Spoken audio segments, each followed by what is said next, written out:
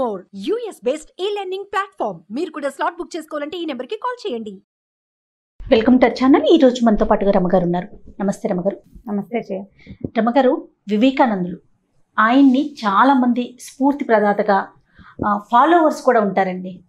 ఆయన మాటలు కానీ లేకుంటే ఆయన విధానాన్ని కానీ చాలా మంది అవలంబిస్తూ ఉంటారు.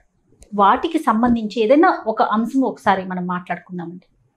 వివేకానందులు స్ఫూర్తి ప్రదాత, ప్రేరణార్థకమైన ఎన్నో స్పీచెస్ చేశారు ఆయన. ఎన్నో ఉత్తిష్ట జాగ్రత్త అంటారు, అంటే నిద్రలే, లే, మెలకువగా ఉండు, ప్రపంచం ఏమిటో తెలుసుకోమన్నారు. ఎంత అత్యద్భుతమైన స్పీచెస్. వివేకానందుల వాక్యాలు విని తీరాలి. ఎప్పుడో ఇంటర్మీడియట్ క్లాసులకి నేను చెప్పే రోజుల్లో, అంటే ఇది 90sలో నాకు గుర్తుండి, 94-95 డేస్లో అని అనుకుంటున్నా. సంస్కృతంలోనే, ఇప్పుడు సంస్కృతం సబ్జెక్ట్ కదా నాది, ఒక లెసన్ ఉండేది. కథ చాలా బాగుండేది. అంటే కథని సంస్కృత శ్లోకాలు రాయబడి ఉందన్నమాట. రైటర్ ఎవరు రాశారు అవి అంతా నాకు గుర్తులేదు. చేసేటప్పుడు ఆ లెసన్ చెప్తుండేదాన్ని నేను. అది ఎప్పుడు జ్ఞాపకం వస్తుంది చేయ నాకు. మామూలుగా మనకి విగ్రహారాధన భారతీయ సంప్రదాయాల్లో ఉంది. విగ్రహారాధన అంటే మనం ఏం చేస్తాము, ఒక మూర్తిని ఆరాధిస్తాం. మూర్తిని ఆరాధించడం దుర్గని, విష్ణువుని, శివుడికి లింగ రూపంలో చేస్తాం. తర్వాత ఏమో వినాయకుడని, ఆంజనేయుడని, ఎన్నో రూపాలు, భగవద్ రూపాలు, ఎంతో విగ్రహారాధన చేస్తాం. సగుణ పరబ్రహ్మని ఆరాధిస్తాం, అంటే రూపం కలిగిన వాడిని. ఈ సగుణ పరబ్రహ్మని ఆరాధించడము చాలా మందికి నచ్చదు. విగ్రహంలో ఏముంది, మనం చేసుకున్న రాయి, బయట ఉన్న రాయిని ఇప్పుడు దేవుణ్ణి చేసావు, అంటే అక్కడ ఉన్నప్పుడు తొక్కుతాం, ఇక్కడ పూజిస్తున్నాం. రాయే కదా, అదే రాయి కదా అనే భావజాలాలు డెవలప్ అయినాయి. వివేకానందుల కాలంలో కూడా విగ్రహారాధనని వ్యతిరేకించే వ్యక్తులు ఉన్నారు. అయితే దాని మీద ఈ కథ అన్నమాట. ఈ విగ్రహారాధన అంటే మనకి భగవంతుడు నిరాకారుడు. ప్రపంచంలో ఇదంతా నడుస్తోంది. మనం గాలి పీలుస్తున్నాం, పుడుతున్నాం, పెరుగుతున్నాం, మరణిస్తున్నాం, మళ్ళీ పుడుతున్నాం, గాలి వేస్తుంది, చెట్లు కదులుతాయి, మొక్కలు మళ్ళీ మళ్ళీ పుడుతూ ఉంటాయి, కొత్త మొక్కలు వస్తాయి, పుష్పిస్తాయి, ఫలిస్తాయి. ఇదంతా మనమే చేస్తున్నామా? కానీ మనం వాడుకుంటున్నాం చూడు. ఒక మర్రి చెట్టు, దాని కింద కూర్చుంటావు, పడుకుంటావు, గాలి పీలుస్తావు. అది గాలి కదిలినప్పుడల్లా మనకి అమ్మయ్య మంచి ఆక్సిజన్ వస్తుందని ఫీల్ అవుతాం. ఆ మర్రి చెట్టు నువ్వు పెట్టావా? పోనీ నువ్వు పుట్టిస్తావా ఒక మర్రి చెట్టుని? ఈ పుట్టించేవాడెవడో, పెంచేవాడెవడో, దానంతటా అదే పెరుగుతుంది. ఎవరు పుట్టిస్తారు? దేనివల్ల ఇది వస్తుంది? ఆ శక్తే భగవంతుడు. మనకి కనిపించని శక్తి, మనకు కనిపించింది. ఇప్పుడు నువ్వు ఉన్నావు, పోనీ నేనున్నాను, మనుషులు, వ్యక్తులు ఉన్నాము, మన లోపల ఎన్ని అవయవాలు ఉన్నాయి. ఈ అమెరికా ఎవడైనా ఒక ఆయన చేశాడా మనకి? మన అమ్మే మనకి ఈ కాలేయం ఉండాలని, ఈ లివర్ ఉండాలని, ప్యాంక్రియాస్ ఉండాలి, ఇంకోటి ఉండాలని మన శరీరంలో పెట్టిందా? పెట్టలేదు. దానంతటా అవన్నీ డెవలప్ అయినాయి. ఈ శరీర అవయవాలు ఇలా ఉండాలని, వీటి ధర్మాలు ఇలా ఉండాలని నిర్ధారించింది ఎవరు? భగవంతుడు, పరబ్రహ్మ, ఒక నిర్గుణమైన తత్వం. ఏ గుణము లేని నిరాకారుడైన వాడు ఇన్ని గుణాలున్న వ్యక్తులని, ఇన్ని రకాల గుణాలున్న ప్రపంచాన్ని నిర్మించి వదిలిపెట్టాడు.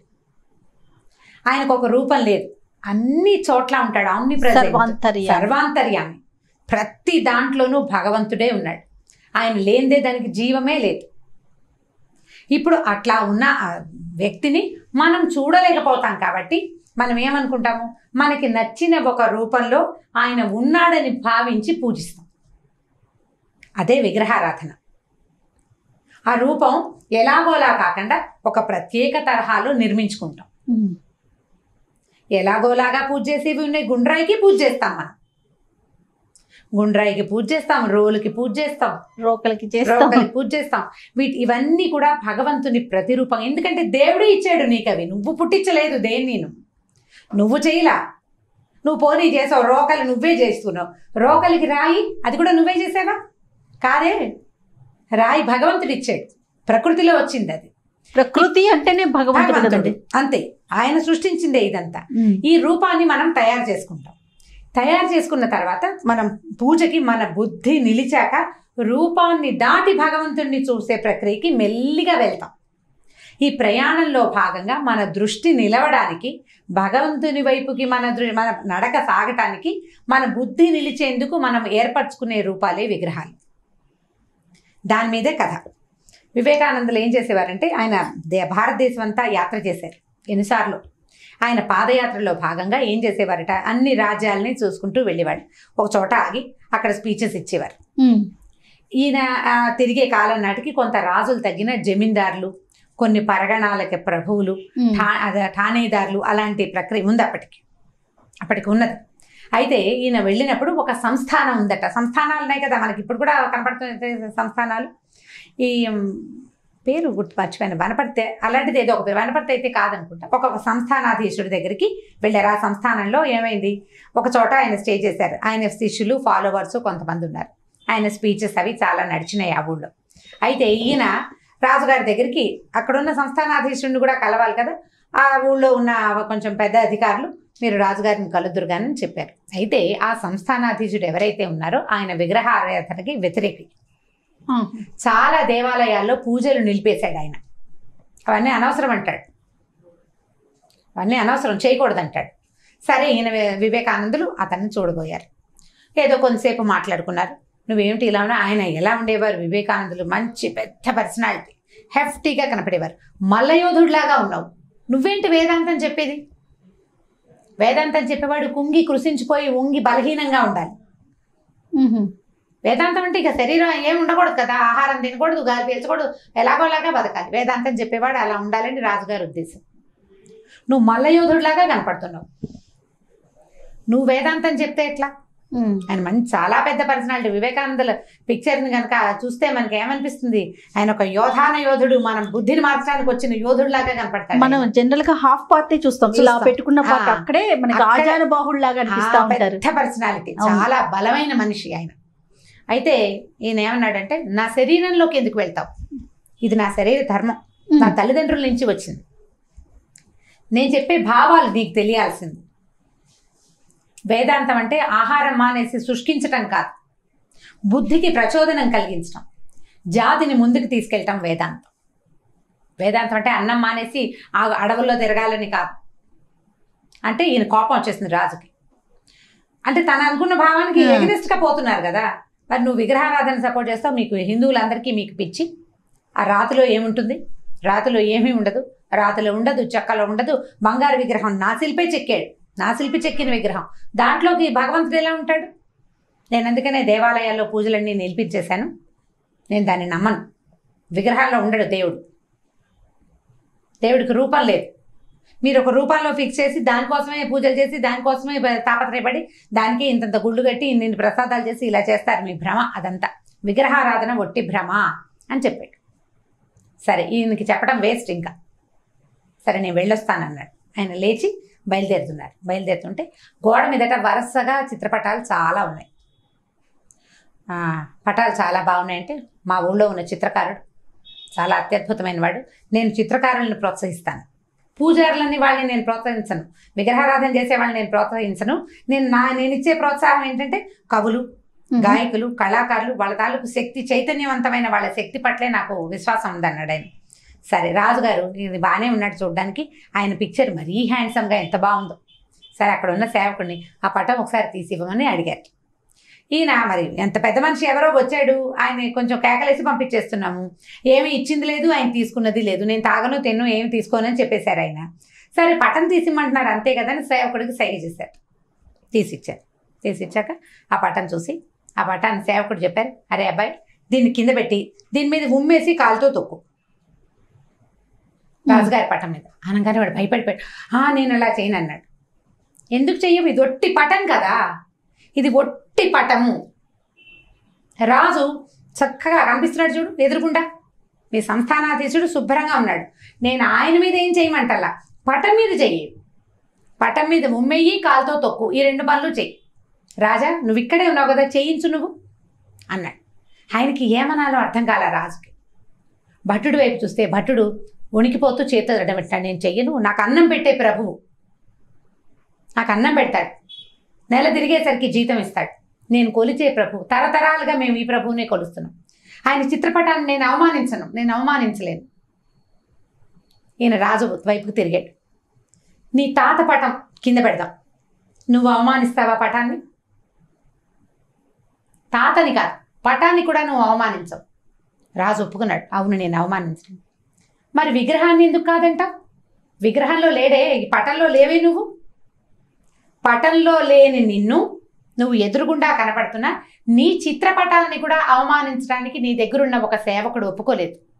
నువ్వు నెల తిరిగితే వాడికి అన్నం పెడతావు, నువ్వు వద్దంటే ఇంకోటి పెడతాడు అన్నం. భగవంతుడు వద్దంటే నీకు ఇంకొకటి గాలిని ఇస్తాడా? ఇంకోటి ఇస్తాడా గాలి నీకు?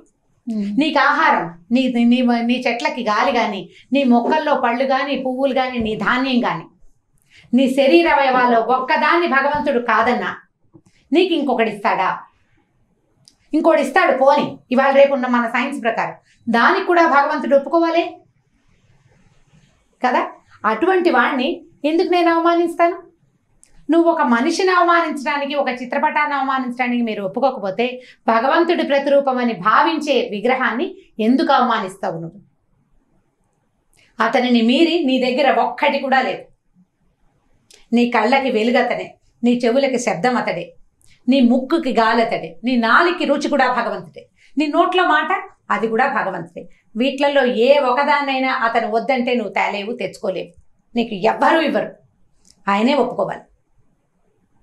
అలాంటి ఒక నిరాకార పరంజ్యోతికి ఒక ఆకారం ఏర్పరిచి నేను పూజిస్తే దాన్ని అగౌరవపరచాలని, దాన్ని మలినపరచాలని నువ్వు భావించడం ఎంత తప్పు?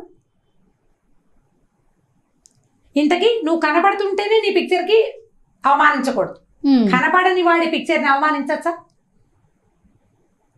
చిన్న పటం వినాయకుడి బొమ్మ ఏదో పేపర్లో వేస్తారు, అది కూడా మనం చింపలేకపోతాం. పొయ్యిలో పెట్టుకుంటాం న్యూస్ పేపర్లు, పల్లెటూళ్ళలో పేపర్ పెట్టే కుంపట అంటించేవాడు.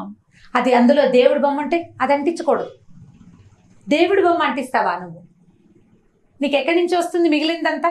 నీ దగ్గర నువ్వు అనుభవిస్తున్న ఈ ప్రపంచం ఏది నీది కాదు, దాన్ని దేన్ని నువ్వు చేయలేదు, నిన్ను కూడా భగవంతుడే చేశాడు. అనుభవించడానికి ఈ ప్రపంచాన్ని నీ కోసం ఇచ్చాడు. అతన్ని గౌరవించాలంటే ఈ అనుభవిస్తున్న ప్రపంచానికి మర్యాద ఇవ్వాలి. అతని ద్వారా ఏ విధానం అయితే వచ్చిందో దాన్ని నువ్వు గౌరవించాలి, ముందుకు తీసుకెళ్ళాలి. అతన్ని గౌరవించే విధానం నీ దగ్గర ఒక్క చిన్నదున్నా దాన్ని పూర్తి స్థాయిలో చేసి తీరాలి. ఆయన్ని గౌరవించటమే విగ్రహారాధన. దాన్ని చెయ్యాలి. దాన్ని చేయకపోతే నీకే లేదు గౌరవం. నువ్వు పీల్చే గాలి పట్ల లేనట్టు వదిలేయి, మానేసేయి పీల్చటం, మానే. నువ్వు అది మానేస్తే ఇది కూడా మానేయాలి. నువ్వు మానగలవా? గాలి పీల్చడం మానేసిన మరుక్షణం నువ్వేమవుతావు? ఇక్కడ ఉండవే, నీ పటం కూడా అప్పుడు పైకెక్కుతుంది. కాబట్టి విగ్రహారాధనని ఎంత బాగా సమర్థించారంటే, ఎంత పరమాద్భుతమైన కథ. అది జ్ఞాపకం వచ్చినప్పుడల్లా నాకు కంట్లో నీళ్ళు వస్తాయి. ఎలా చెప్పారు ఇంత భావం? ఒక వ్యక్తి ఇంకొక కొంతమందిని మార్చగలిగాడంటే ఎంత ప్రగాఢమైన విశ్వాసం ఉంటే మనం మార్చగలుగుతాం. ఖచ్చితంగా అండి, ఖచ్చితంగా. సమాజాన్ని ముందుకు తీసుకెళ్లాడు. ఇప్పటికీ మనం వివేకానందని గుర్తుపెట్టుకున్నామంటే ఆ పిక్చర్ చూడంగానే మనకు ఒక ఉద్వేగం, ఒక ఉత్తేజం కలుగుతుందంటే ఎంత అత్యద్భుతమైన వ్యవహారం, ఎంత అత్యద్భుతమైన విషయం చెప్పారు. ప్రతి మాట ముత్యమే రమ్మగారు, ప్రతి మాట ముత్యమే, ప్రతిదీ శిరోధార్యం, ప్రతి మాట నెత్తి మీద పెట్టుకుని తీరాలి. మనం వివేకానందుల్ని కనుక అనుసరించి ముందుకెళ్తే యువత బాగుపడుతుంది. మనం ఏం చెయ్యాలి, ఏం చేయకూడదు, కాలాన్ని వృధా చేయకూడదనే వ్యవహారం, ఆ మాటలు కూడా చాలా అత్యద్భుతంగా చెప్తారు. వీలు వెంబడి ఇంకొకటి రెండు కథలు చెప్పుకోవచ్చు. అద్భుతంగా ఉందండి. ఆయన ఎక్స్ప్లెయిన్ చేసిన విధానం అదే చూడండి, సామాన్యులకు కూడా అర్థమయ్యే విధంగా చాలా బాగుంది రమ్మగారు. నమస్తే. నమస్తే జయ. ఇక ఈ వీడియో కనుక మీకు నచ్చినట్లయితే లైక్ చేయండి, షేర్ చేయండి. మరిన్ని వీడియోస్ కోసం మా ఛానల్ని సబ్స్క్రైబ్ చేసుకోండి.